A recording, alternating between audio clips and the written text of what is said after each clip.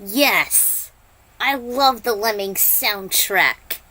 Welcome back to another chapter of Koherence. Last time, Aiko just started her first training day with Kenshi, and he still believes that with the power of both the heart and mind working in sync, she can accomplish anything. And he would train her personally throughout the next 5 days, as long as Nightwolf, Raiden, Liu Kang, and Kung Lao are at the Matokan land, at the Matokan tribe's land, the sacred land in the East Coast, which they haven't been to since Shao Kahn's invasion. So, Aiko has about 4 days left, and it was before the lastborn would actually perform the performance of what's ahead during his adoption. So, let's get this thing started. Alright, continuation 3. This is gonna be longer than I thought.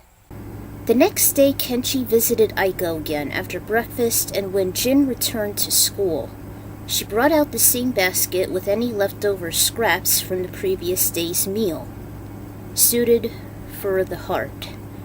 But the telepath had other ideas in mind. You're not going to train solely this time, but rather with the White Lotus Society. Huh, really?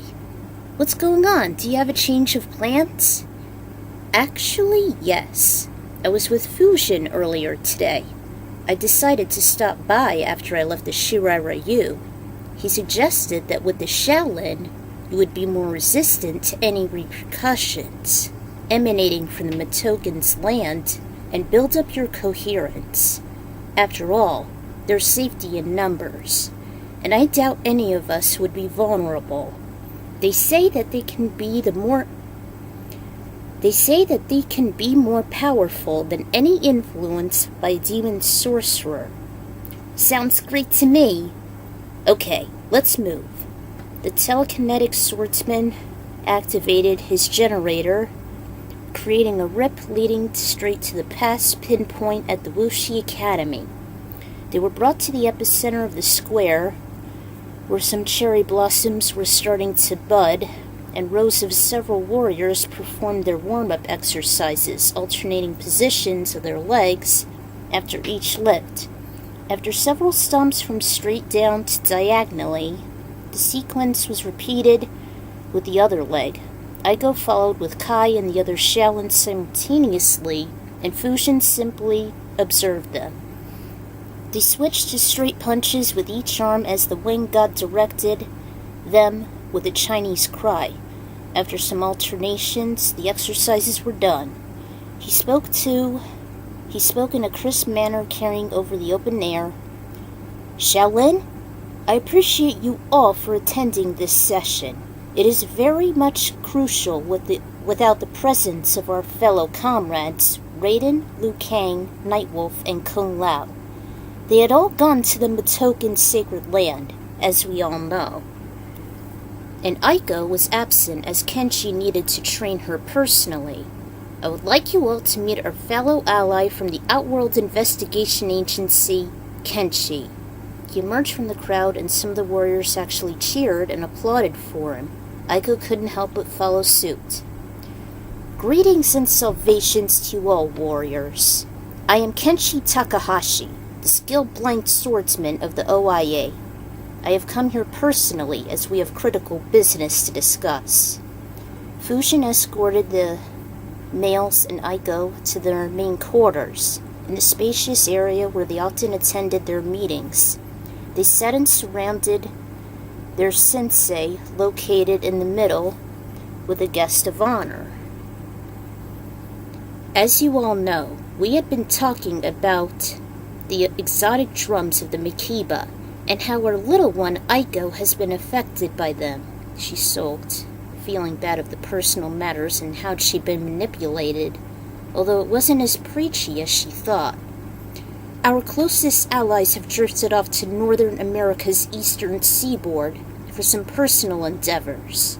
However, tension has been hanging over us like an ominous cloud. Those drums can hold some exotic and potent power, even to those sensitive to them. We believe that they had not only originated from Africa, the heart of the former singular continent Pangaea, so many eons ago, but also from the omnipresent frontier, the Makiba of Outworld. Yes, we think they can be a powerful force manipulating anyone who's prone to them, and over the eons, their magic has grown proportionally less, but some with great authority like Konga can usurp with them. They can only influence those who are unfortunate enough to have them do their biddings, but those who are lucky are resistant. As a telepath, I am immune, or simply to those who can counter these reactions by emanating sound waves to cancel them, or those who don't hear, or who have an iron will to override their commands. Our only candidate who can do this is Nightwolf. Yes, but for those who weren't as masterful, how can we resist their thralls? As a god, I'm certain you are resistant, even Master Raiden, but I guess us mortals, we may have to tune them out. They may still be subconsciously follow the leader, and they're often in large numbers. There must be a more effective strategy. Being in a group could either be beneficial or against you depending on how infectious the user is. Perhaps emanate loud noises to take over the effect.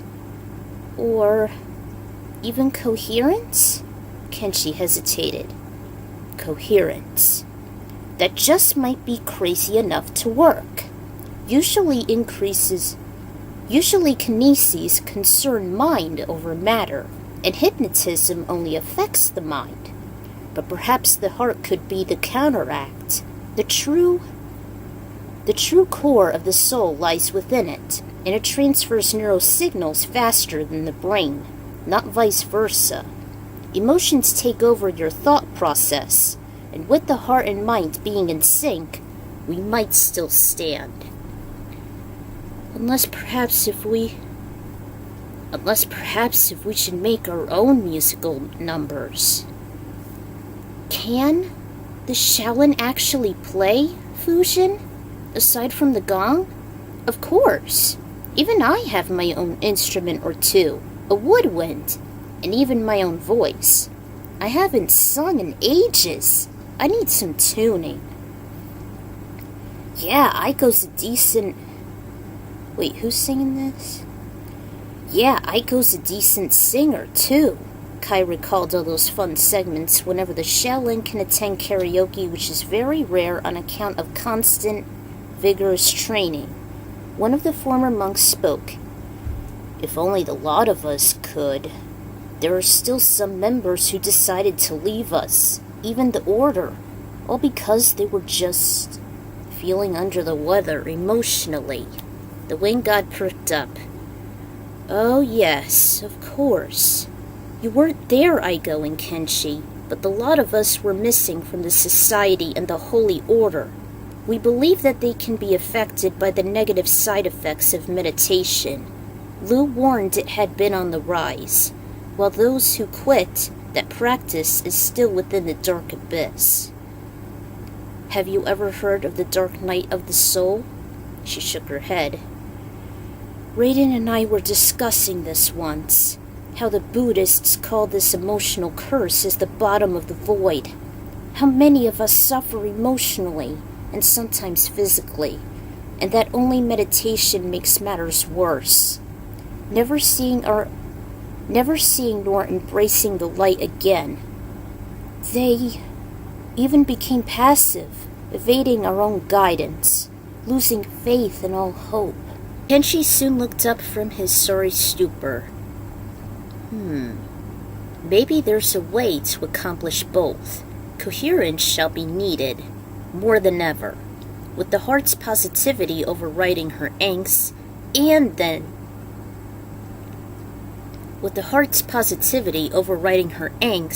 and their negativity. then it can be used for the greater good, although such strength would require more than she can deliver.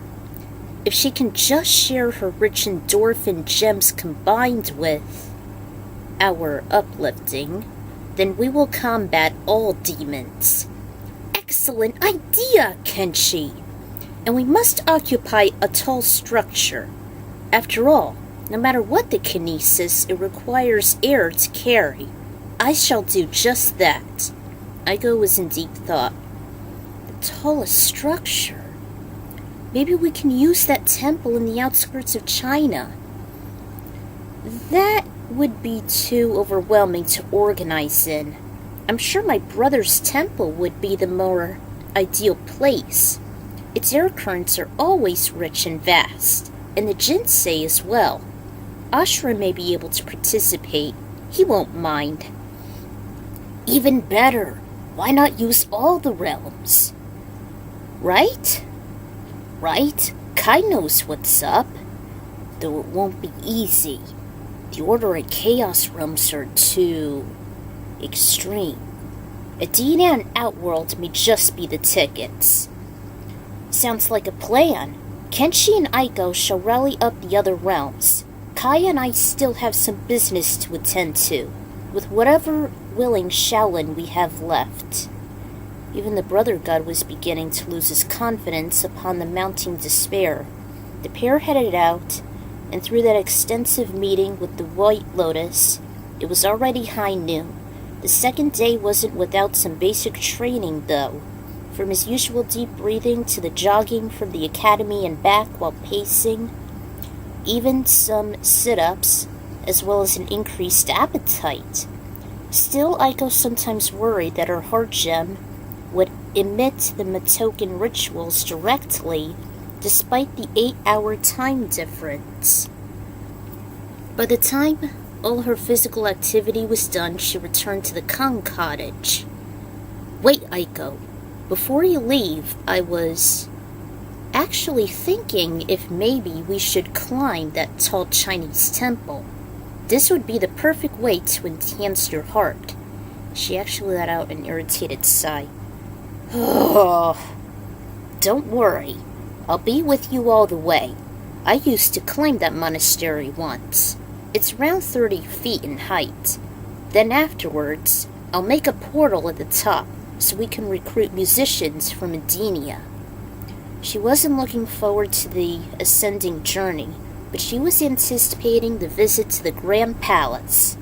That alone sort of lifted her spirits. Can you blame her? I love that place. If only it wasn't abandoned in MK1.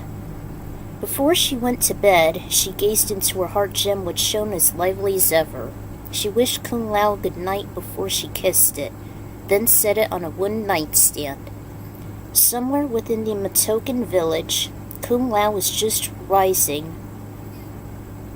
His razor-rimmed hat had a pair of red-white feathers dangling, and he took out Aiko's heart gem beside it.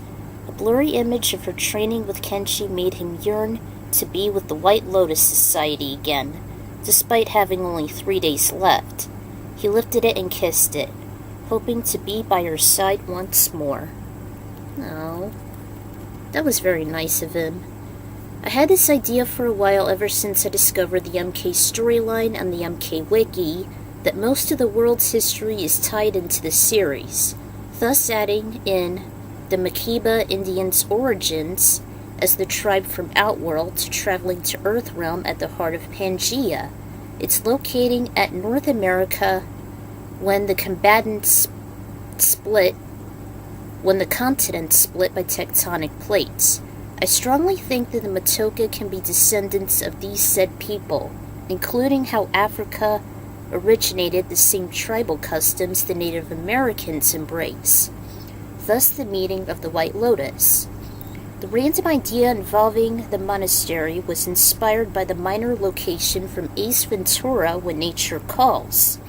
Even the monks reminding me of the Shaolin, even Lu's grandpa in the Order of Light. After all, the sequel was released on the same year as the first Mortal Kombat film and MK3. I just love how outside media connects with the series. Hopefully WB and NRS shall take some inspiration, which they don't. Also, the idea of gathering a band and countering the tempting effects of the tribal drums were inspired by the Dark Side War RP with Unaliving Liu Kang, Bill and Ted 3, and the Superpower Wiki highlighting music hypnosis. I looked up recently on some sites that it's true meditation can unveil your deep wounds and dark side. Please pay heed to the negative side effects, despite the common belief on finding enlightenment. Hopefully I'll get to each of the band members soon, as we have 3 days before the big assembly, which would affect Aiko in the long run, myself included. How would we prepare for it, and also deal with the 8-hour difference? Find out later. Until then, this is the Ikron Writers signing out, and I'm so glad to be done with this.